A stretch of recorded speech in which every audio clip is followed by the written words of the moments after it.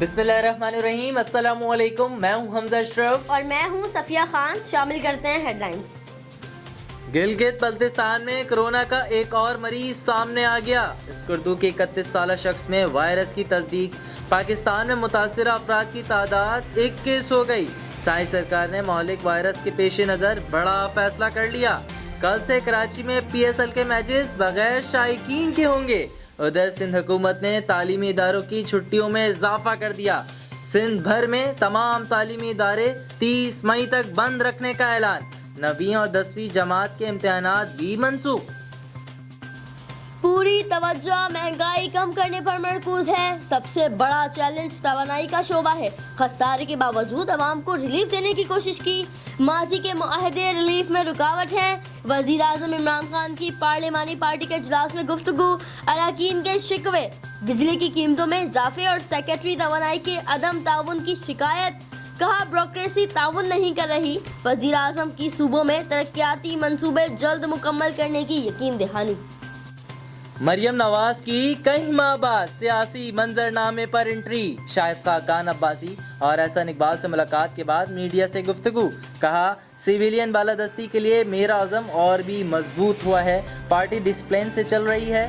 جب پارٹی نے کہا جب آگے بڑھ کر کردار ادا کرو تو پیچھے نہیں ہٹوں گی۔ بیرون ملک جانے کا معاملہ عدالت میں ہے۔ نہیں چاہتی کہ والد میری وجہ سے پریشان ہو۔ خاموش میں نہیں، میڈیا تھا۔ مریم نواز نے جیل جانے والے تمام پارٹی رہنماؤں کا نام لیا مگر حمزہ کو مائنس کر دیا۔ کرونا نے دنیا کو بے بس کر دیا۔ بڑے بڑے ممالک کو خطرے میں ڈال دیا۔ امریکہ نے یورپی ممالک کے شہریوں کے داخلے پر 1 ماہ کی پابندی لگا دی۔ برآمدات بھی روک دی۔ ایران میں ایک ہی دن میں 354 افراد موت کے منہ میں چلے گئے۔ ڈنمارک، قزاقستان، جاپان میں اسکولز بند۔ بھارت کی 11 ریاستیں متاثر۔ نئی دہلی میں تمام اسکول، کالجز اور سینما گھر 31 مارچ تک بند۔ بھارتی وزارت داخلہ کی IPL ملتوی کرنے کی سفارش۔ شاہ فیصل کالونی میں اسسٹنٹ کمشنر نون مصطفیٰ لغاری کی کارروائی۔ رہائشی علاقے میں انسانی زندگیوں کو مفلوج کرنے کا دھندا۔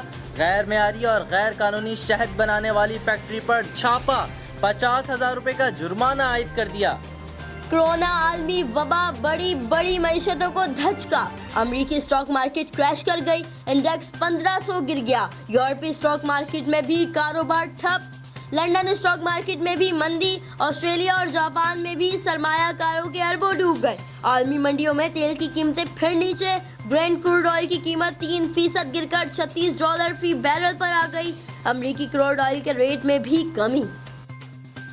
فی الوقت اتنا ہی۔ مزید خبروں اور اپڈیٹس کے لیے وزٹ کریں ہماری ویب سائٹ csnlive.tv۔ اس کے علاوہ آپ ہمیں فیس بک اور ٹویٹر پر بھی جوائن کر سکتے ہیں۔ دیکھتے رہیے CSN۔